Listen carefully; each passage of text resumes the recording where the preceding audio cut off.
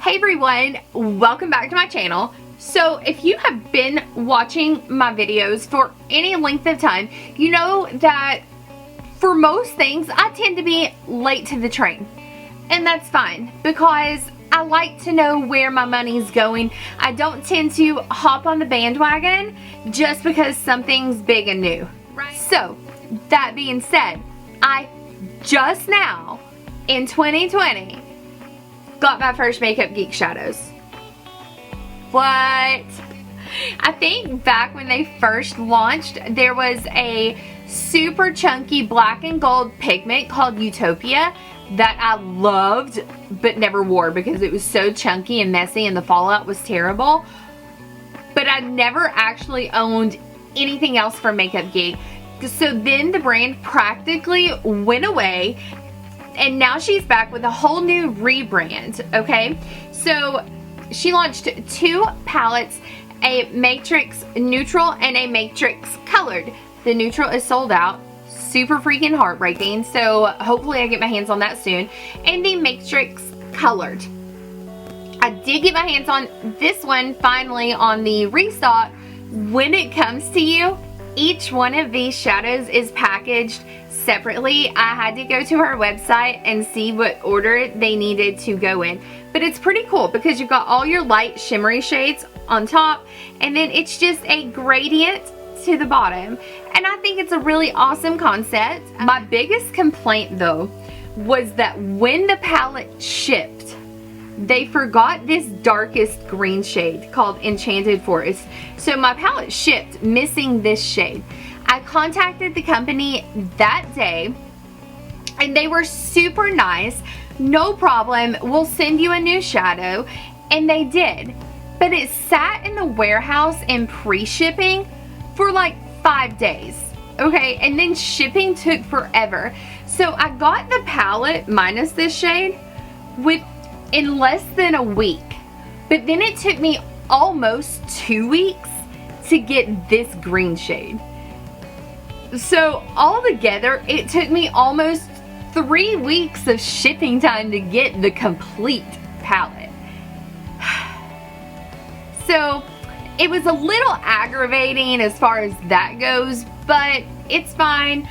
I wanted to do a first impressions video with the palette, but I wasn't going to sit and wait for 3 weeks on one shadow, so I have played with this several times. Anyway, enough rambling.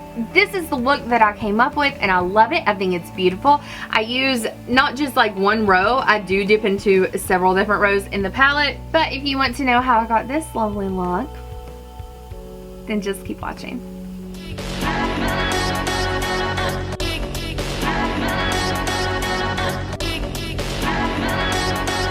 Starting out, I'm using the shade Tuscan Sun on a fluffy brush.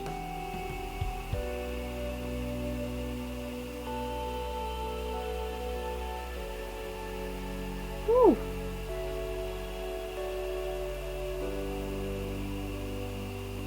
These have a lot of color payoff. A little goes such a long way.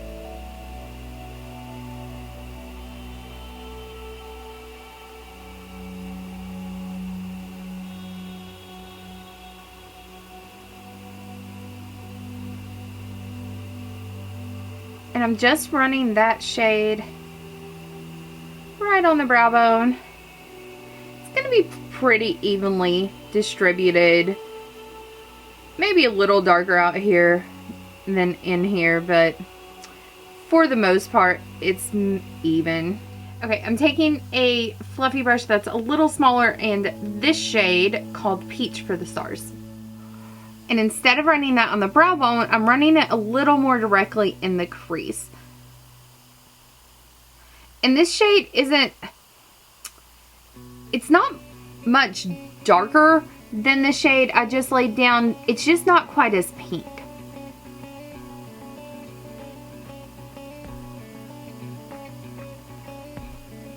And with this shade, I'm not going quite all the way to the inner corner, stopping about where the iris starts.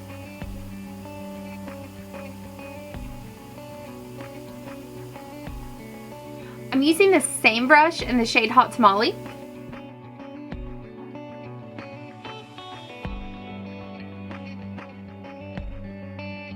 And I'm pressing that on that outer corner.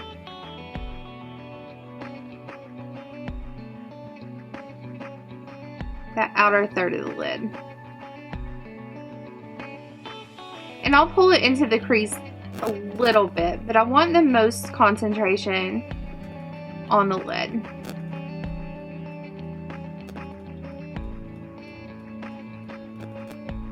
And you may have to dip into the shade a couple of times to get the intensity that you need.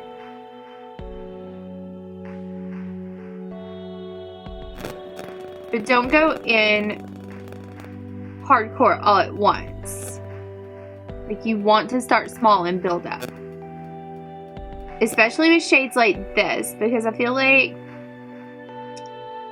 if you go in too much, you run the risk of it getting really, really patchy.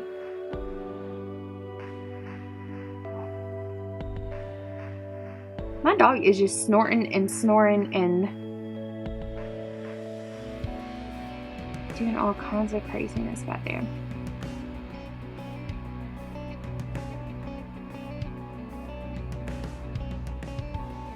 Okay, so that's pretty much where I want it. On that outer third, a little into the crease. A little bigger than what we would normally do for the outer V. Okay, I'm switching over to a flat brush and this shade called Back to the Fuchsia. I love Makeup Geek and their play on words.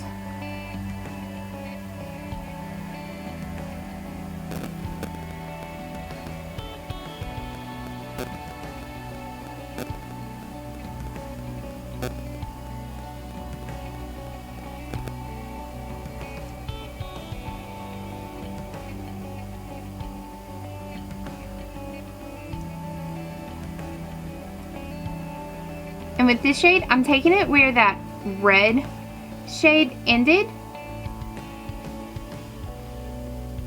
Over that middle part of the lid.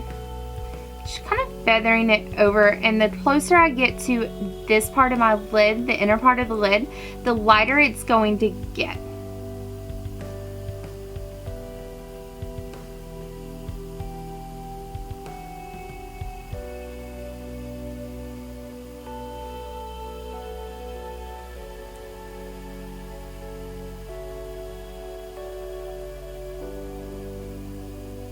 So if you have to dip back into your product, that's fine. Just make sure that when you reapply your brush, that you start from over here and then start blending it over.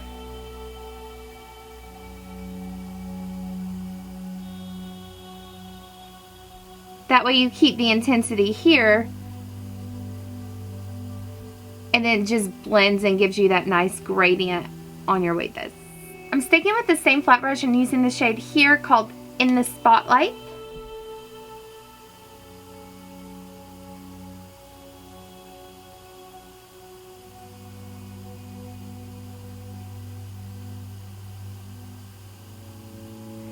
And with that shade, I'm starting on the inner corner and bringing it over to meet that purple. And when they meet, I just like to do a little feathering back and forth. You can even dip back into that fuchsia shade and kind of marry the two together. That way there's no harshness.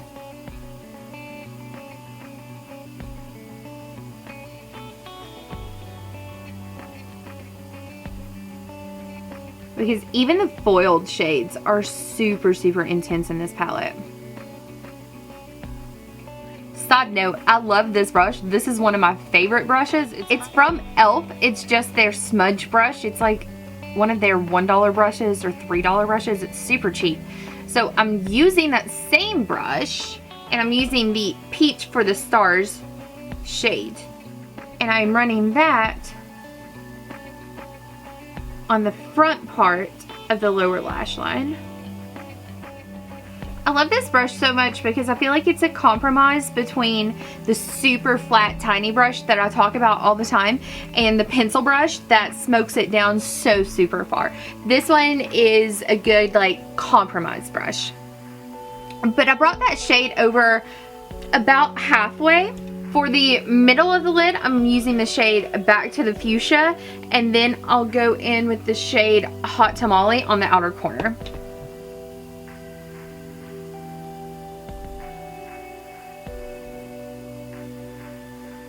So basically on the lower lash line, we just work backwards from what we did on top.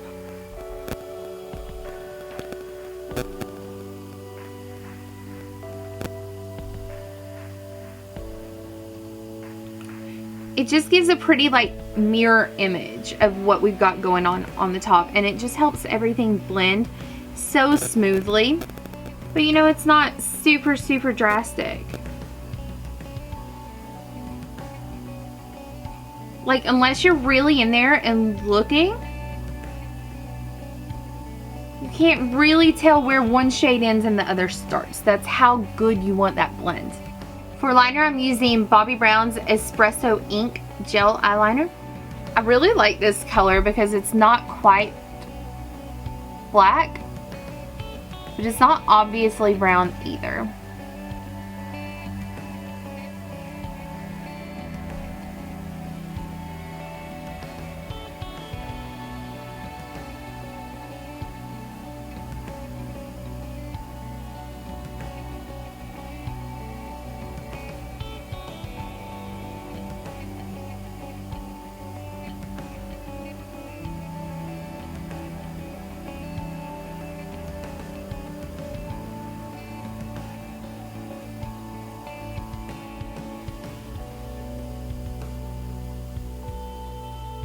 Listen, y'all that don't have to work for a wing, what's it like to be God's favorite?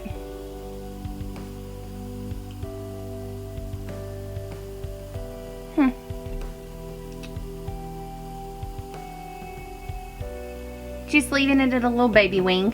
I've been leaving mascara out of my videos, but whatever. We're here. Might as well. This is the L'Oreal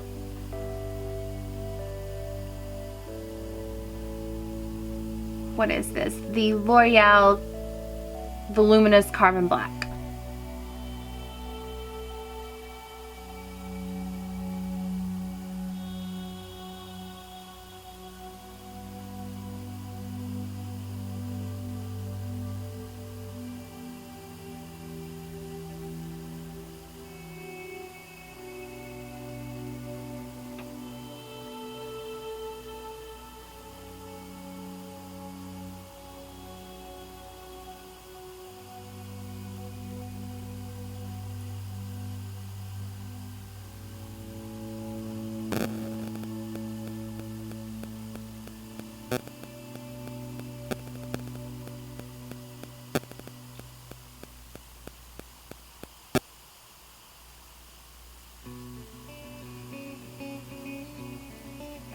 The foundation combination I'm liking this week is the Soap & Glory Kick-Ass All Day Wear Foundation and the Fenty Beauty Pro Filt'r Foundation.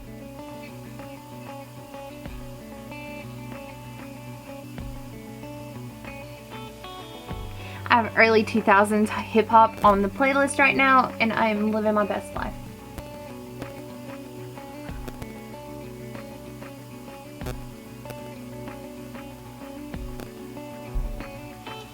I really like this combination, but I think this Soap & Glory foundation is being discontinued. Like every Soap & Glory product I fall in love with. It breaks my heart because Soap & Glory does some really good stuff.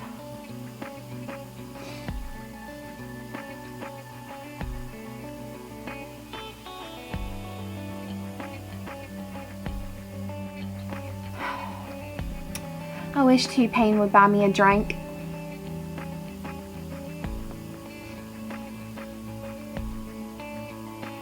Using my e.l.f. Hydrating Camo Concealer.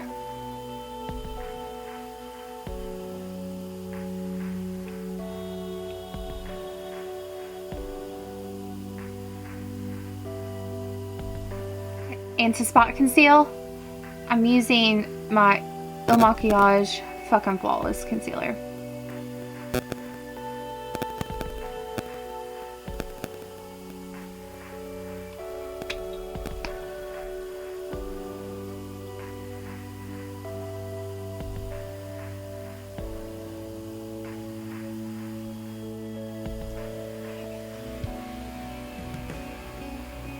I'm not going to cream contour today, I'm just going to powder contour.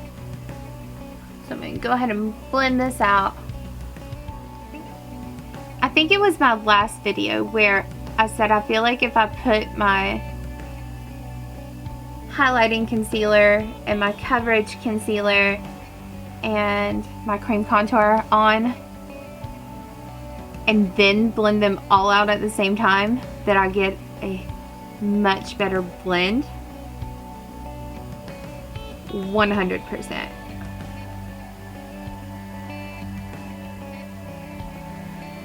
But I don't always cream contour.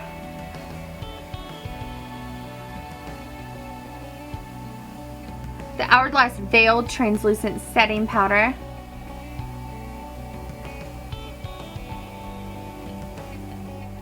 This is my first time using this powder and I'm super intrigued to see how it works. Not because of the diamond dust or anything like, I don't want to say corny, but like, let's be honest, when something says it includes diamond dust, you know that's like the very last ingredient in there. I'm really intrigued because it's a talc-free powder and it's supposed to be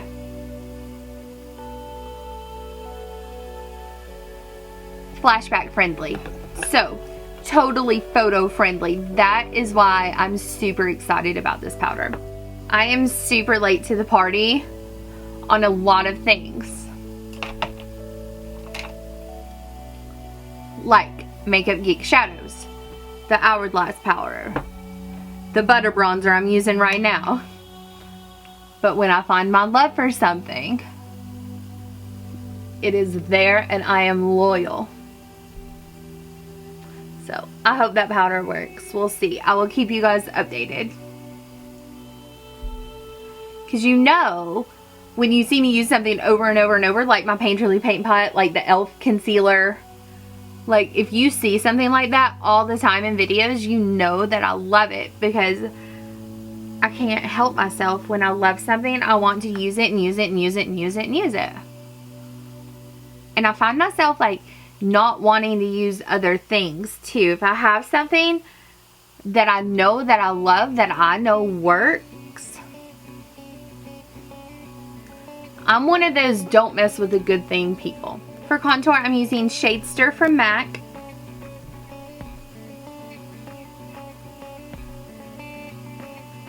This duo isn't available anymore, but it comes in a 6 palette, like 3 highlights, 3 contours.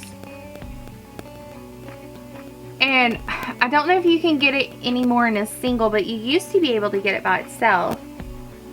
I'm sure you can.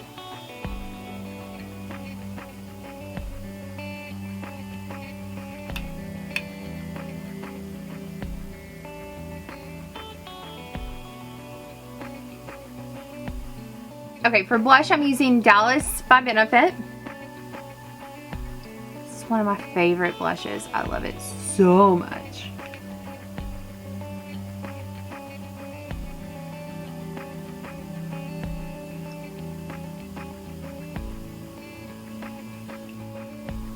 It's just got the slightest glow to it, so it's not totally flat.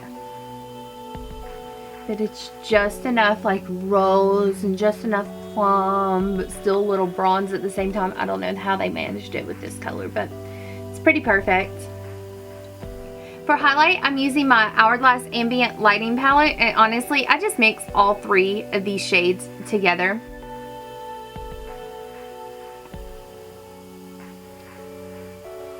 I love this palette so much, and I will repurchase it eventually, but my god, it is pricey. I can't bring myself to do it yet, but I will. But if you need a subtle glow, like if you are someone who doesn't like highlight, but you still want a little bit of a glow, you need this palette. Because you don't have to be as precise with it as you do highlighter. You know, highlighter's like so shimmery. Look, I'll even put just a little bit where I want like some extra life in the skin. So in the center of the forehead. I don't even care to put a little under my eyes, just to give it a little bit of a glow. I have never been disappointed with any product that I've bought from Hourglass. They are pricey, but it is one of those companies that you truly get what you pay for. So good. So good. I'm gonna go ahead and prime my lips with my MAC lip primer before I line them. Going to fill all the way in using this pencil in Stripdown from MAC.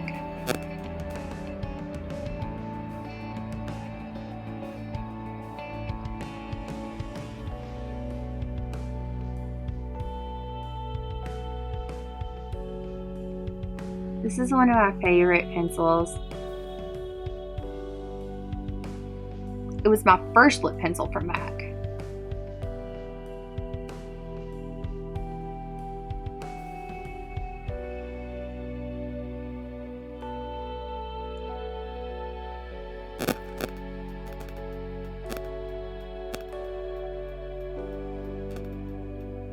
I'm actually not going to use a lipstick today. Instead, I'm just using a gloss. This one is by KKW Beauty. It is in the shade Soulmate.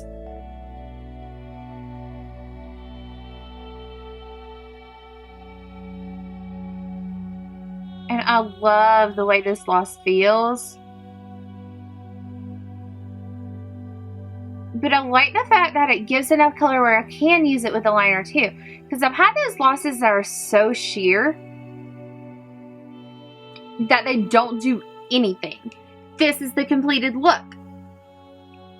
I am going to go ahead and apply lashes off camera, and then I'll be back and I will film my outro and intro and all the good things. Okay, so the lashes that I applied were by Lilly lashes. They're in the style Miami. I will insert a picture of them here. I also went and added an inner corner highlight, just a little bit of this shade called Starry Eyed, just right in the corners, and that finished off and did everything I wanted it to in person. But of course the camera never picks up the littlest details on video, ever. That was a really fun palette to play with. I'm super happy with my purchase now that it's all here, finally. But I can't wait until the neutral matrix palette restocks, because while I'm incredibly happy with the colored palette, the neutral one is what I really have my heart set on. So hopefully that restocks soon and I'll be filming a video with that. There are a few more looks that I have in mind to film with the colored palette, but if there's anything specific that you want me to film, if you want a purple look, a green look, a blue look, an orange look, whatever, let me know. I've got everything to do it now. So let me know what you think in the comments below. Don't forget to thumbs up and subscribe if you haven't already. Thank you to all my new subscribers, and I will see you in my next video.